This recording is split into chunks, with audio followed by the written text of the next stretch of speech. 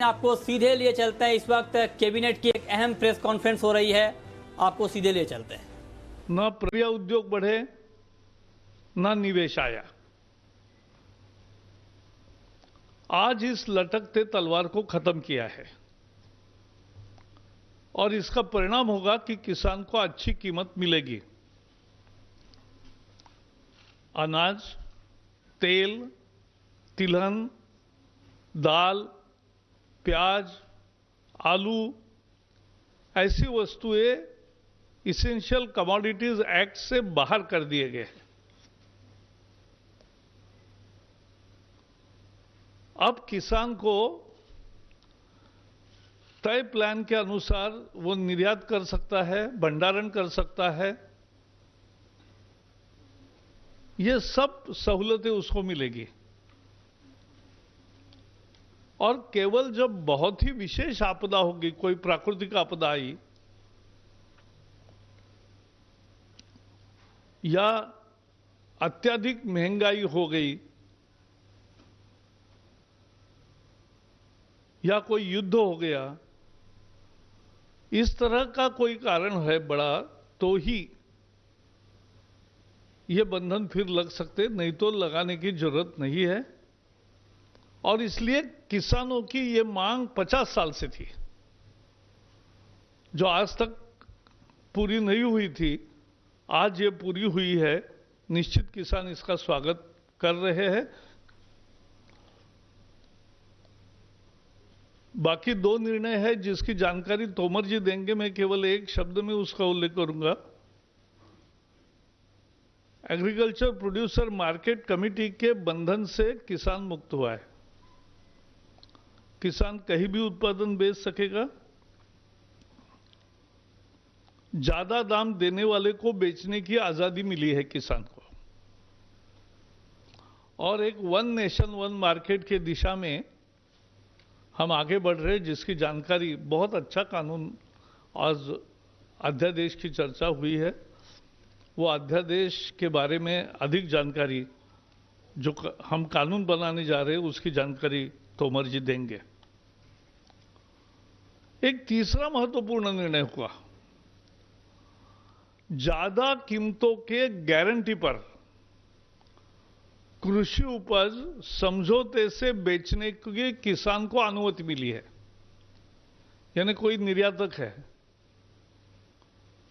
कोई प्रोसेसर है, कोई दूसरे पदार्थों का उत्पादक है, तो उसको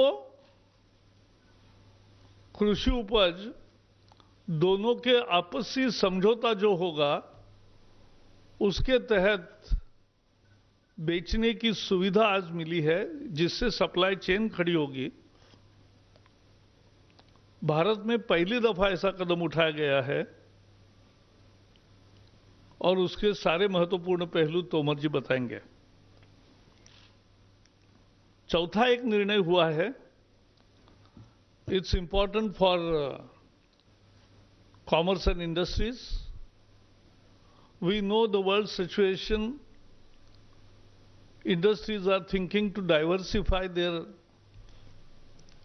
investments in different localities. So, to ensure that the investment enhance in India, an empowered group of secretaries has been formed. And simultaneously in every ministry, there will be project development cell. This will make India more investor-friendly destination and will also handhold the new industries. It will give fillip to domestic industries. It will bring synergies between ministries and departments, among center and state governments, in policy matters. It will give boost to the economy and open up immense direct and indirect employment opportunities.